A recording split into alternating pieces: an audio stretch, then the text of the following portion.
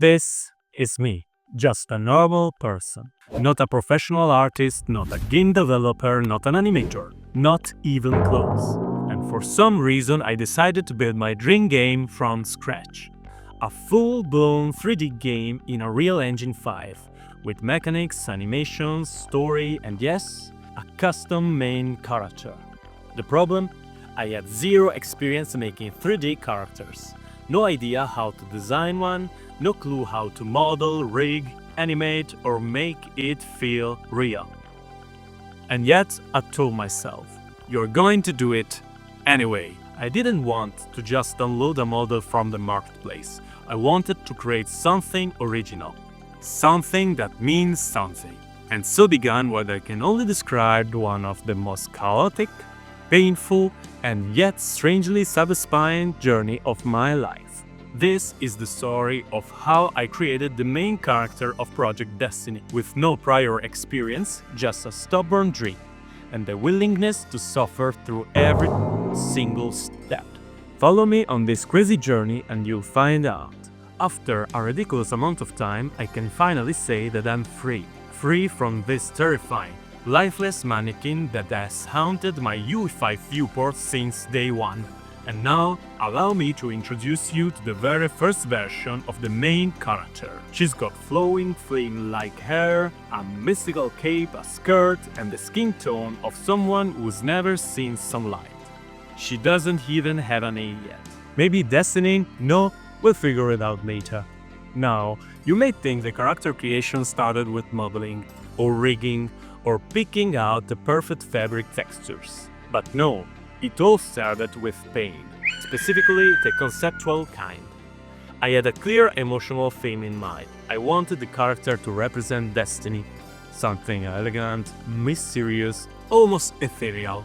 I was inspired by games like Journey, Hollow Knight, and the kind of characters that feel timeless and symbolic.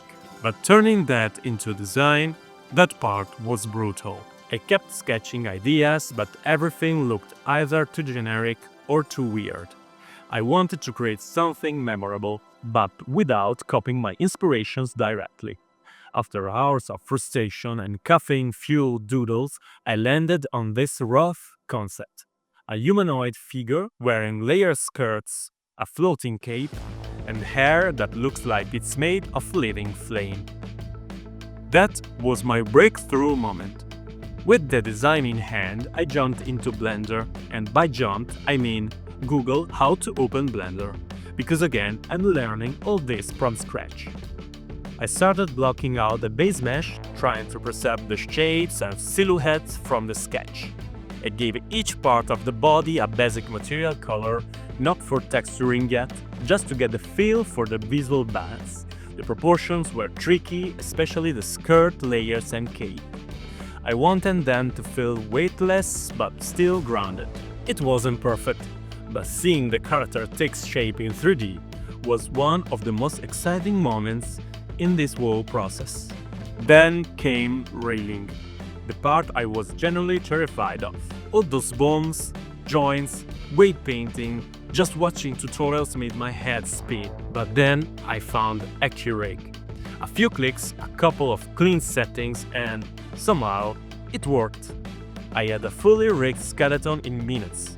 It was the first moment where I thought, okay, maybe I can actually do this. I imported the rigged character into Unreal Engine, replaced the mannequin, and just like that, she was standing there in the world of Project Destiny. Let's add just an idle pose and steady but present, just like my determination.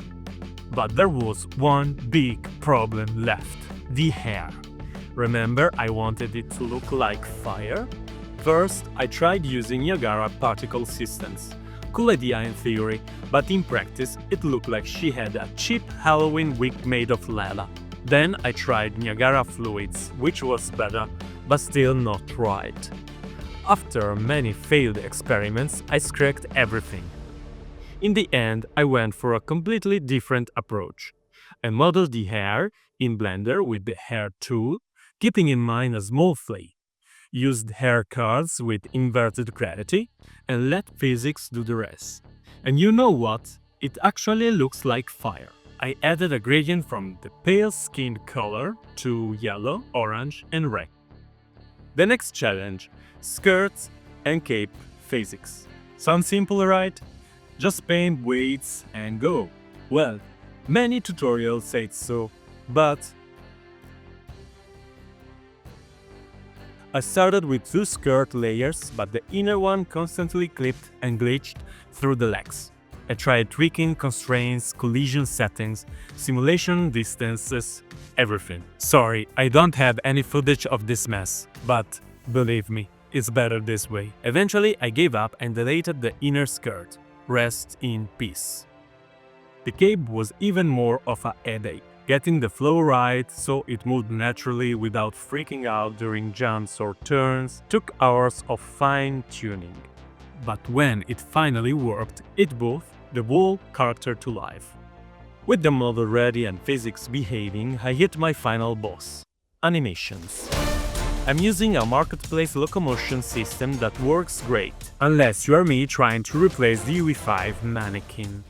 Suddenly everything broke. The eye key, the retarget, the feet floating in space. I wasted hours trying to fix it, and then, like ball moment, I came up with a hack. I mirrored my character into the UE5 mannequin skeleton and then retargeted all the animation in a 2-step process. It's a mess of a pipeline, but it works. And now I can animate directly in the UE5 viewport, test motion in real time, and retarget seamlessly into my character. I made walk cycles, jumps, sprints, and idle poses. And finally, she felt alive. For the final polish, I focused on textures. I wanted the cloak to have this rich, fabric-like texture. And then I added a stylized shader, something that reads stylized even from a distance. The skirt is softer, more like velvet, and reacts beautifully to the light. Her skin is white and radiates a bit of very gently light. Her eyes are small spheres illuminated by their own light. These details brought everything together. Suddenly, she wasn't just a wraith model, she was a character, with weight, motion, and a story to tell. Is it perfect? Not at all, but as someone with zero prior experience in this stuff, I'm incredibly proud of how far I've come. So, that's how I created my first 3D character from scratch. It took dozens of tutorials, trial and error, and more coffee than I like to admit. But it taught me more in a few months than I'd learned in years. And this is just the beginning. The world of Project Destiny is slowly coming to life, and I can't wait to show you what's next. If you enjoy this devlog or you are publishing your own dream game, leave a like, drop a comment, and maybe subscribe. It really helps keep this journey going. Until next time, may your rigs never break and your caves always glow.